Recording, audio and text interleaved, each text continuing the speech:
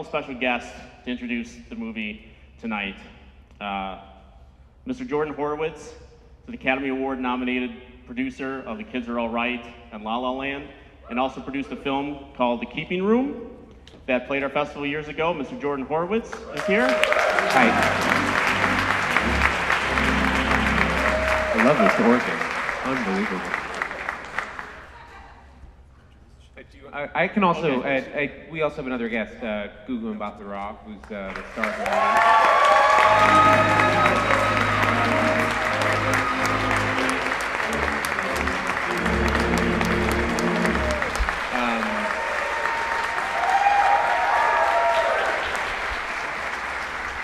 I'm not going to take responsibility for cutting that off, so. Thank you for having us. Yeah, The Keeping Room was a movie that played here. It was actually one of the first movies. I work with my wife, Julia Hart, who also directed this movie. And she is, we're about to have another child, so she can't be here, so we're here in her stead. But she would have absolutely loved to be here, and she sends her regards. But yeah, so Keeping Room played here many years ago. That was how I first sort of became aware of this festival, and it's really awesome to be back here. It was amazing at South by Southwest where this movie first premiered. You know, you make movies and you put them out into the world, and you kind of let them go, and you don't know what's going to happen to them. And Brian wrote a piece on this movie after he saw it at South by that is just kind of everything you hope for. From critics, just everything you hope for, just from people seeing your work and having it sort of live with them in the way that you hoped it would. So it was really meaningful. Brian's been a critic I've sort of followed for a long time, active on social media, all of that kind of stuff. But no, I'm just saying, like it's awesome when he then reached out and said, "Can we be a part of this festival?" It was an easy yes. That's all I'm saying. Also, the fact that it's the Music Box. I'm a Northwestern alum, so I don't know if there are any Wildcats in the audience. So there you go. I have to do a little claw action there. But yeah, this is a movie that Julie and I made. We'll talk about it a lot more. Gugu and I will be back after the movie to do a Q&A. I think that's kind of more than enough. We'd love for you guys to just enjoy the film, and we'll talk more after. Thanks.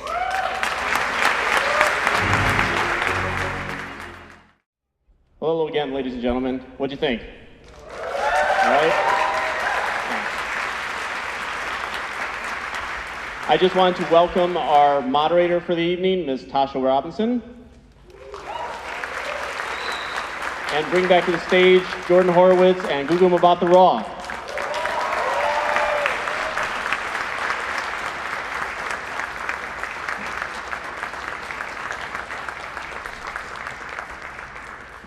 Hi. Hi.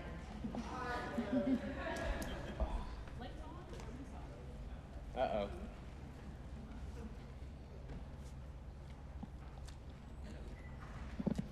Am I on? Thank you so much for coming. Thank you for coming to the mic trading show, where we just stand on stage trading mics all day. Well, it's great to see you guys here. I saw this film at the premiere at South by, and the response was amazing. So obviously, I mean, it must be great to continue seeing it in theaters with audiences. It is nice, especially a theater like this. It's like how many times has it played? I mean, like, it's touring? just South by. No, South by, and here we've been in the middle of negotiating a distribution deal, so we can talk about that. But yeah, I saw you told me on Twitter that you had some things to say. I did. I have some things to say always. We'll get to that shortly, but first I want to talk about the film a little bit. There's so much in this film that we don't know. So much about her past, so much about their powers, so much about like who the group is coming after them, and we kind of don't need to know any of it. Like, so much in the film is intuited. As the two of you were writing the film and putting it together, how did you plan sort of what the audience needed to see? How did you pare it down to what we see here? It's interesting to ask. Like, you can always, like the parceling out of information about what people need to know. You kind of take a stab at it at the script level, and you're like, okay, I think that's what it is, but inevitably that's incorrect. And you wind up doing a lot of reworking of, I find post to be the place where you really start to find those answers. You know, you sort of parcel out in the script.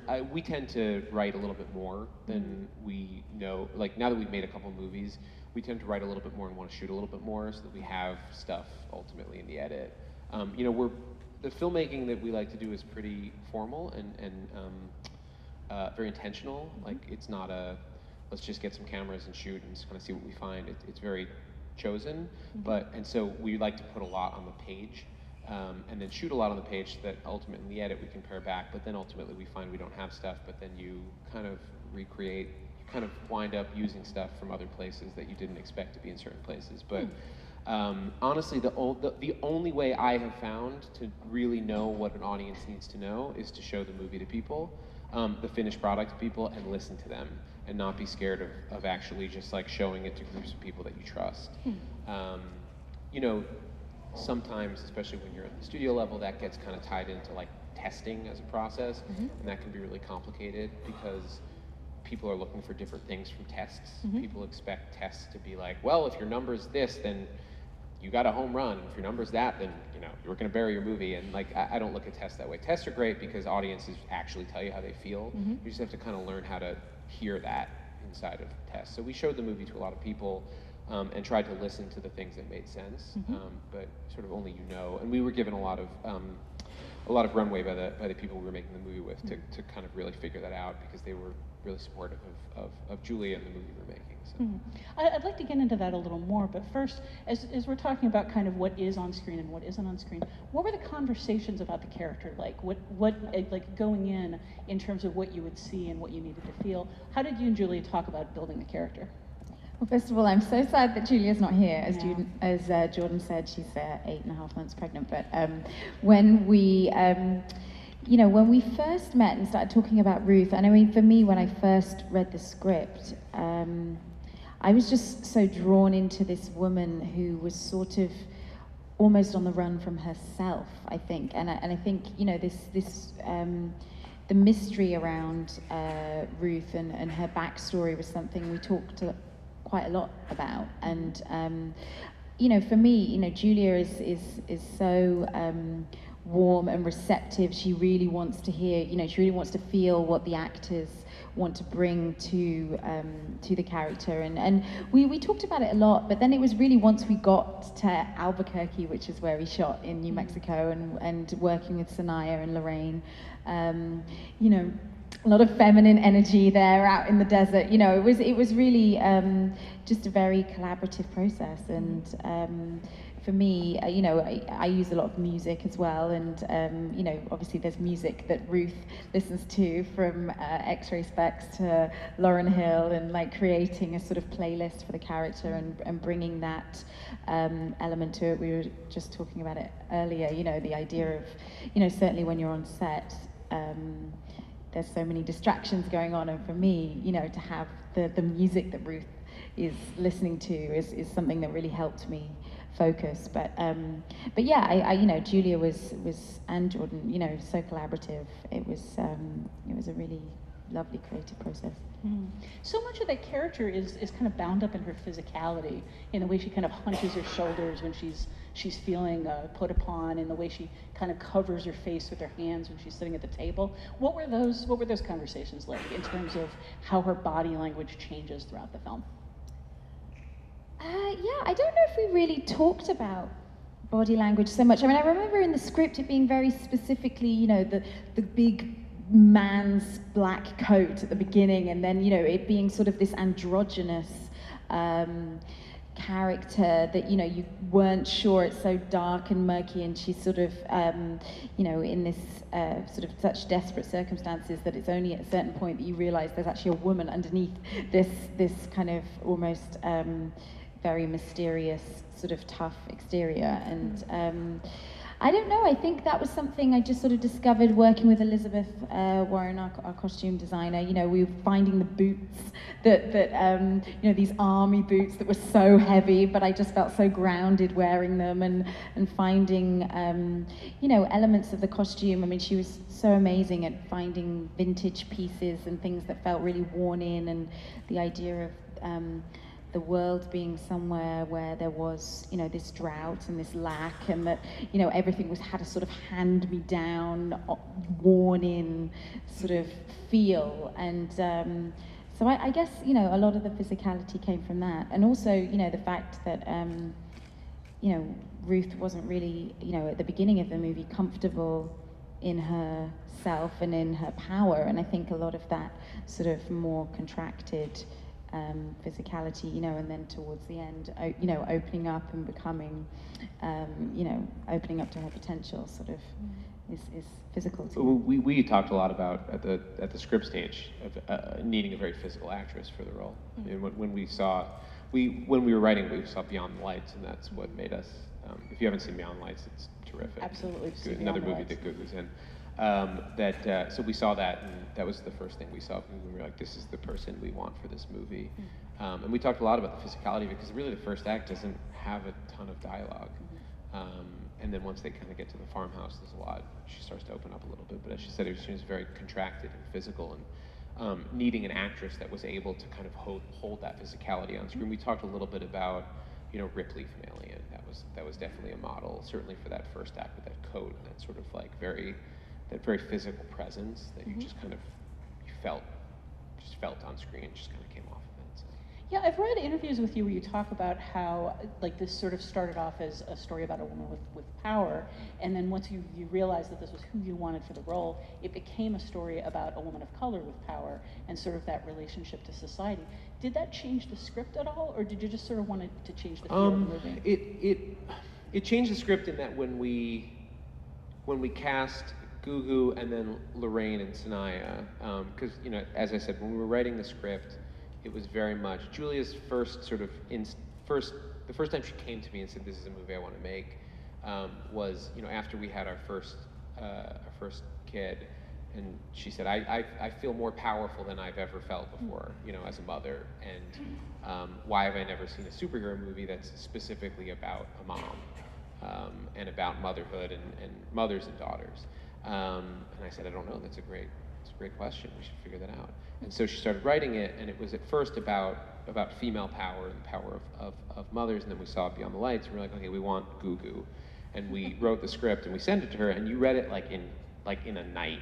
Like literally the next day. It was funny. We had just changed agencies, and we sent it to Gugu, and we were going to meet with our agent, and an assistant was like, "Oh, Gugu really liked the script." It was literally. Yeah, I read it straight away, and it was so compelling. And we were in the elevator with an assistant going up to our agent's office. She was like, "Oh, we heard Gugu loved the script." And we were like, "Wait, what?" We sent literally 8 hours ago. So. I know, I'm a nerd. I'm a nerd. So that was rad. We were like, "Whoa!" And then from that moment forward, we were like, "Okay," and her mother is now going to need to be a woman of color, and her daughter's a woman of color as well. And so once we started to wrap our heads around that, and we cast Lorraine and Sanaya, it was just about sort of being open and listening to them, and wanting to find sort of what the authentic experience would be of these women in this world. And all of you, Sanaya, Lorraine, and Gugu, had sort of instincts about what that would mean. The journal is one thing that I think really became a lot more present in the film. Lorraine she had a lot of passion for the journal and this idea of telling her story and writing her story generation after generation. It was definitely in the script, but I think it became a lot more present in the script as we developed it. That was definitely one aspect that I know got really pulled out by just kind of having conversations with actors. And then Julie really likes to rehearse, really likes to hear the script and just change it as we go, and really kind of find, it's a very collaborative process, because we start from a place of collaboration, because we write together. So we try to have a singular voice, but it's two of us. So we start from this place of collaboration and a place of family, because we're married. So so inevitably that tends to be the way that we kind of that's how we present on set, so that we like for everybody to kind of participate in that same process. So it was about listening and then letting the story be bigger than sort of who just we were initially, and having it be something that everybody had ownership of. Just to jump back to that first night, was there a scene or a moment in the script where you had that, like, I really want to do this moment, or was it like the arc of the character? What convinced you? I mean, I just found it very intriguing. I think the way in of finding Ruth and this, there was just such a mystery around her. And I think what I found interesting about the story is that the story really sort of takes off where most stories end, where she comes home. And in a sort of classic hero's journey, that's the end. And I think I found it intriguing about this story that coming home is actually sometimes the hardest thing to do, and confronting who you are, and addressing your family, and we can all do fabulous things in the world, but I think often it's really hard to come home and just be back where all of your demons and all of your issues began, and I think that I found that interesting and refreshing. And I also loved the fact that it, to me, I read it as a story about 3 generations of women finding their power, and I just felt that was, so needed in the world. And I wasn't, I loved the script, and I was just like, I want to meet Julia, I want to talk to this woman, and we met sort of like a week later, I think, and and then I just really clicked with Julia, and it was sort of from there. So we said we'd get back to the question of distribution, and kind of talking about like the feminine power of the movie and the feminine energy that you've talked about. A lot's been written, like out of Sundance this year, out of South by, about how festivals are focusing more and more on female-led and women-made films, but they're not getting picked up. They're not getting distribution. Well, I think it's a twofold issue, right? Because I think a lot of films aren't getting picked up and getting distribution right now that are made independently, because the independent market is really shifting, and there is not really a model left for independent distribution in the sort of anything other than just kind of very, very small stuff. So that's just like a truth in general. And then what is left is in general a historical model. I find both the way that films are built and also the way that films are distributed are about the way films have performed in the past. And if you're looking to the past to decide how a film is going to perform, inevitably that model is going to be both sexist and racist, because that is the past. So it's also a little bit of the present, but inevitably that's kind of what you're going to come up against, right? And so there is a little bit of that you chafe against, and you have to kind of push forward.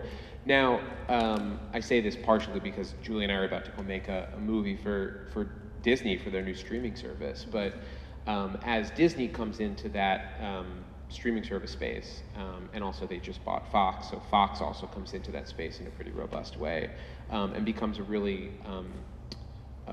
real competitor for the Netflixes of the world. And obviously Amazon's in that space, Apple is in that space. I have a TV show at Apple, but inevitably they're going to get into the feature space as well, as all of these companies start to create content for quote unquote streaming, right? And that becomes the dominant model of film. But there's obviously always going to be your big studio theatrical releases, but just in terms of the way smaller films get built in the streaming space, it's going to be people making those movies in-house. It's not going to be as much independent production, but that model is future-facing, right? That model is not about what's performed in the past, but about what's going to get us subscribers in the future, right?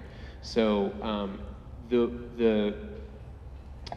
the way that those films get greenlit and the films that are chosen for that is a very different metric than the traditional foreign sales.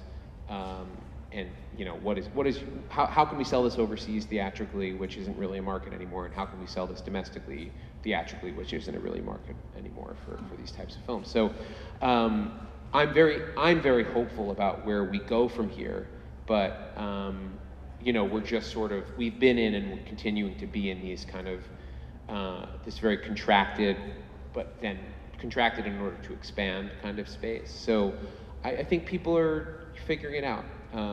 We have, with this movie, we're in the middle of negotiating. There are probably going to be 2 deals that we do on this movie for various platforms.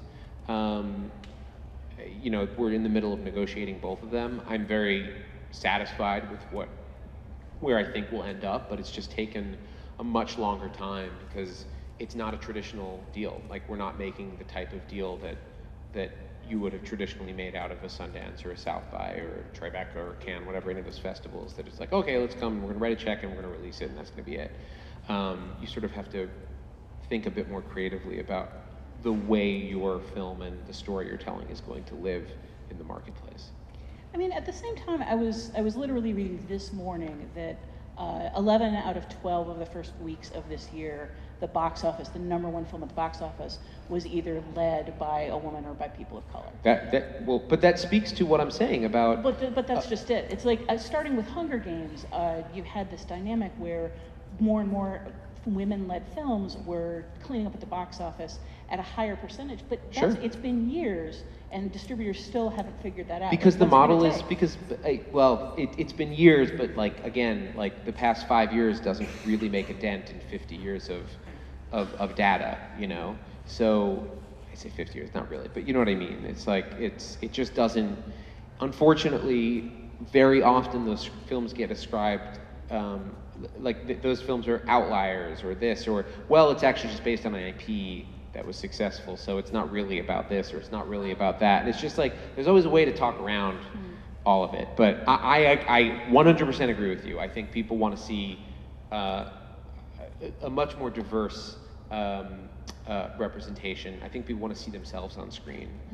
People want to see people of all races and genders and sexualities on screen, and that is much more, and I'm sure I'm forgetting some category there, I apologize if I am. But I think that it is very much where we are headed, and I think the model is starting to adapt to where we are headed, and I am not a pessimist about, you know, I guess the theatrical experience becomes a little bit narrower, but that's just kind of a reality at the end of the day. I think there's always going to be a theatrical experience. You're never going to be able to, there's never going to be anything that is like sitting in a theater with people watching a movie. That's always going to exist. That's never going to change. And there will be opportunities for that. Festivals like this, festivals all over the world, smaller theatrical windows for certain movies. You know, Amazon's collapsed the theatrical window in a pretty aggressive way.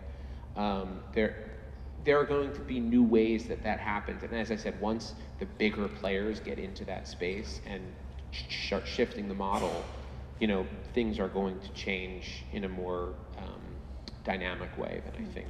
People are still kind of casting about, trying to say, well, what's the future going to be? And I think over the past year or two, it's become really clear what it is going to be. And so over the next 3 to 5 years, as that kind of sets into place, I think we'll see a bit more of a streamlining. Sure. Gugu, you've worked with Gina Price-Bythewood on Beyond the Lights, this year with Ava DuVernay on Wrinkle in Time. I'm assuming, I know from experience that, you know, women behind the scenes in Hollywood are having a lot of conversations right now about, like, how do we put ourselves forward? How do we work with more women? How do we change the conversation? What kind of conversations are you having with these filmmakers about this situation and what you can do to change it?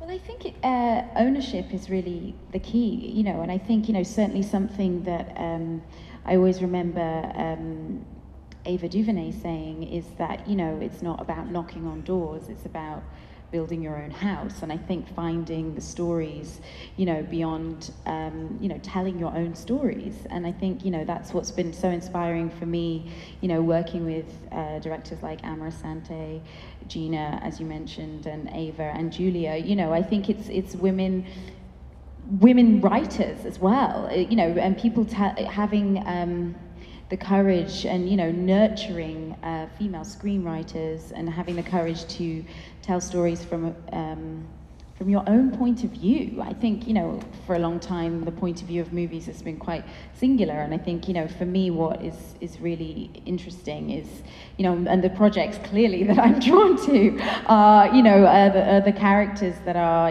told from a female point of view, often from a female perspective, and a female writer. So I think it's about having the courage to also, in the wake of Time's Up and Me Too, female directors and writers are feeling more of a sense of community, I think, than ever before, as opposed to, and again, often as an actress, there is, and case in point in this film as well, there's sort of a mother character, there's sort of a middle character, and there's a child, but, or there's certain, you don't often have many peers in your, in a film. You sometimes are the only person representing your generation or your gender. And I think that, what's happened in the last 6 months or so has really brought people together and given a sense of solidarity and community. Well, I don't want to skip too much past actually discussing this movie. So let's loop back just a little bit. There's that moment in the film of we're not superheroes. But by the end, it feels a little bit like a superhero story. I'm curious and also a lot of people out of South by Southwest said, we finally have a Storm film. We finally have a Storm origin story. Like, it's not official, her name's not on it, but, so I'm curious about both of your experience with superheroes. Like, are you interested in the comics? Are you interested in the endless films out right now? I was never a big comics person. I read Archie comics when I was a kid. I was obsessed with Archie comics. I remember they were always at my barbershop. And then the only comics I personally remember reading when I was a kid were the What If comics, where it was like, what if this guy could do that? And I never knew what they could actually do. I just knew the what if they could do. I just liked them. I don't know why. But I was never a big comics person. I didn't even know much about Storm until when in the making of this, people have started talking about it as a Storm thing. So, and Julie, I can tell you, was never really into comics. She was more into just the idea of women who are sort of have extraordinary abilities. That was her kind of pursuit in this. So, yeah, I was always into movies, but I was never really into comics. In terms of what's happening now, I'm of two minds about it. There's a lot of really great stuff, but then there's a lot of not great stuff. It's kind of, it just kind of depends. It's really kind of, it's dependent on what the thing we're actually talking about. The idea of a giant universe, it's interesting. It's, it's interesting. It sometimes feels a little. Is this the definition of damning with faint praise? No, there's a little bit of there is a little bit of it doesn't feel like it has a distinct beginning, middle, and end. It feels a little episodic to me sometimes, a little bit I'm the movie's being made so that I see the next one, which has a sort of an episodic television vibe to it sometimes. I love episodic television, so it's a different thing. For me, the idea of you start in a place and you end in a place that. There's something there's something pleasing about that to me. So it's just different. It's a different model. Clearly it works and it gets people to go to the movie theaters. So I can't hate it. I make movies and people should go to movie theaters to see them. So A+. I can't really. But also I'm just I'm sort of open to whatever the future brings. I have no issues making cinema for televisions. I have no issues making television for cinemas. I just like good work and I like people enjoying that work, and I think there are lots of different ways to enjoy that work. So I'm not movies can only be in movie theaters and TVs on TV. This TV show was the best movie of the year. Those conversations are silly, So I kind of shove those away, and I'm like, well, good work is good work, and if it gets people out, great. So yeah, that's my opinion. Oh, Gugu needs to answer that question. Wait, and then the question was about. Hang on one sec. We've got a microphone right here, and we're going to start taking questions from the audience. We're going to finish this up, which is going to give you a chance to come down and stand at the mic if you want to just line up. and be ready to ask I questions. believe the question was, what do you think of the Marvel movies? That was So your that wasn't interpretation. the question. I know that wasn't the But question. that was It was your- Marvel or DC In was all really the honesty, question. dangerous territory. In all honesty, I never watched comics. I never grew up reading comics. I was far too busy in ballet class or, I don't know, saxophone lessons or something. But Played the saxophone? Yeah. That's amazing. Still play the saxophone? I haven't for a long time. But no, for me, what drew me to this, and I think I've often felt alienated by the gloss of what we've become accustomed to in comic book movies. And I think that I found this much more accessible just from where I'm coming from in terms of not being a 12-year-old boy or, that this is like rooted in somewhere that is a recognizable world, but just off, just somewhere on a parallel dimension away from where we are now. And that for me is more accessible than spandex and capes. I will say the one thing you just said that I do very much agree with is I prefer unless I'm specifically making a movie for kids, which is a totally viable choice, I also like adult content. I like stuff that doesn't assume the audience is the lowest common denominator or a bunch of children, even though it's a bunch of adults in the movie. I like stuff that doesn't speak down to its audience. I like stuff that, as you said, like even in this movie, it doesn't necessarily give everything. There's a lot that stays behind the scenes. There's a lot that you sort of have to intuit. There is an adultness and a maturity to the stories that I like to see and tell. So I will say that doesn't always happen in some of the more glossy comic book stuff. Yeah, this film feels very participatory. It invites you to participate in the Yeah, storytelling. for sure. And speaking of which, let's hear the first Yeah, question. there you go. That was excellent. Congratulations, beautiful film. I'm just curious about rehearsal process. You said that your wife she likes to rehearse a lot. I know a lot of directors hate rehearsal at all. Some like to have a week beforehand, some like a day or two. I just want to hear more about what it actually was, how much time, etc. We didn't have a ton of time for rehearsal on this movie, just because of schedules. So for this, we did a read through, and there was probably a week of some key scenes that we picked out. A read through is super important for us. The earlier, the better.